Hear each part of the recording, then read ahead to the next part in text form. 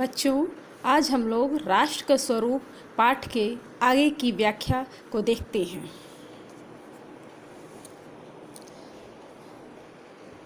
धरती माता की कोख में जो अमूल्य निधियां भरी हैं, जिनके कारण वह वसुंधरा कहलाती है, उससे कौन परिचित न होना चाहेगा। लाखों करोड़ों वर्षों से अनेक प्रकार की धातुओं को पृथ्वी के गर्भ में पोषण मिलता है। दिन रात बहने वाली नदियों ने पहाड़ों को पीस पीस कर अगणित प्रकार की मिट्टियों से पृथ्वी की देह को सजाया है। हमारे भावी आर्थिक अभ्युदय के लिए इन सब की जांच पड़ताल अत्यंत आवश्यक है। पृथ्वी की गोद में जन्म लेने वाले जड़ पत्थर कुशल शिल्पियों से सवारी जाने पर अत्यंत सौंदर्य के प्रतीक बन जाते हैं। नाना भांति के अनगढ़ नग विघ्न की नदियों के प्रवाह में सूर्य की धूप से छिलकते रहते हैं। उनको जब चतुर कारीगर पहलदार कटाव पर लाते हैं, तब उनके प्रत्येक घाट से नई शोभा और सुंदरता फूट पड़ती है। वे अनमोल हो जाते हैं। देश के नर नारियों के रूप मंडन और सौंदर्य प्रसाधन में इन छोटे पत्थरों का भी सदा से कितना भाग रहा है। अतएव हमें उनका ज्ञान होना भी आवश्यक है।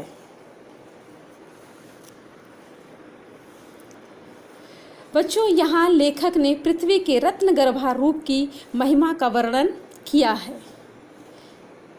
लेखक कहते हैं कि धरती माँ रत्नगर्भा है।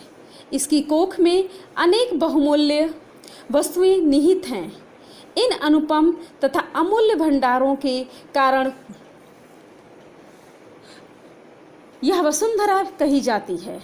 इसकी इस अद्भुत निधि से परिचित होने की इच्छा सभी करते हैं। इस धरती के गर्भ में अनादिकाल से विविध वस्तुएं पुष्ट होती हैं। अनेक प्रकार की धातुएं लाखों वर्षों से पृथ्वी के अंदर विकसित हो रही हैं। प्रत्येक दिन प्रवाहित नदियां पर्वतों को पीसकर विभिन्न प्रकार की मिट्टियों में परिवर्तित कर देती हैं। इनसे पृथ्वी के शरीर की रंग बिरंगी रचना हुई है, जो बड़ी आकर्षक तथा रोचक प्रतीत होती है। पृथ्वी में मौजूद इन सब बहुमूल्य पदार्थों की खोज करना आवश्यक है। इनकी खोज तथा निरीक्षण आदि से भविष्य में हमारी आर्थिक उन्नति होगी। पृथ्वी में मौजूद इन सब बहुमूल्य पदार्थों की खोज करना आवश्यक है। इनकी खोज तथा निरीक्षण आदि से भविष्य में हमारी आर्थिक उन्नति होगी।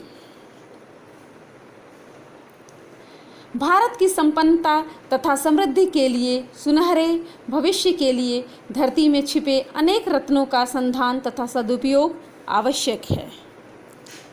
आइए बच्चों, अब इस पैरा से संबंधित हम प्रश्नों के उत्तर भी देखते हैं।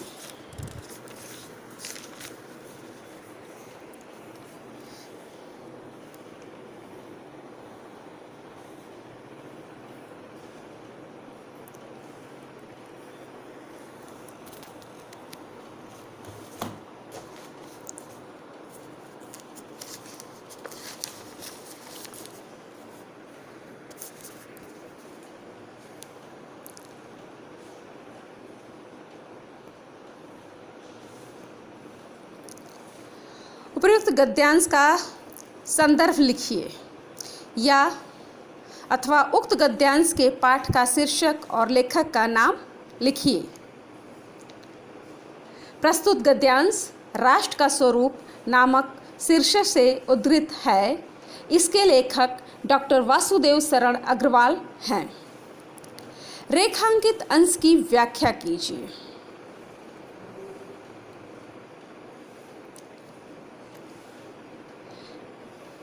धरती माता की कोख में जो अमूल्य निधियां भरी हैं, जिनके कारण वह वसुंधरा कहलाती है, उससे कौन परिचित न होना चाहेगा। लाखों करोड़ों वर्षों से अनेक प्रकार की धातुओं को पृथ्वी के गर्भ में पोषण मिला है। धरती माँ के गर्भ में असीम मात्रा में मूल्यवान खजाना भरा हुआ है। यह पृथ्वी मूल्यवान वस्तुओं का विशाल कोष है। अनेक प्रकार के मूल्यवान रत्नों को अपने में धारण करने के कारण ही इस धरती को वसुंधरा कहा जाता है। इस तथ्य से हम सभी को परिचित होना चाहिए, क्योंकि यही तथ्य हमें राष्ट्रीय भावना से जोड़ता है और आर्थिक रूप से संपन्न भी बनाता है। हजारों लाखों वर्षों से जब से इस धरती का निर्माण हुआ है, इसके गर्भ में विभिन्न प्रकार की धातुएं पोषित होती रही हैं।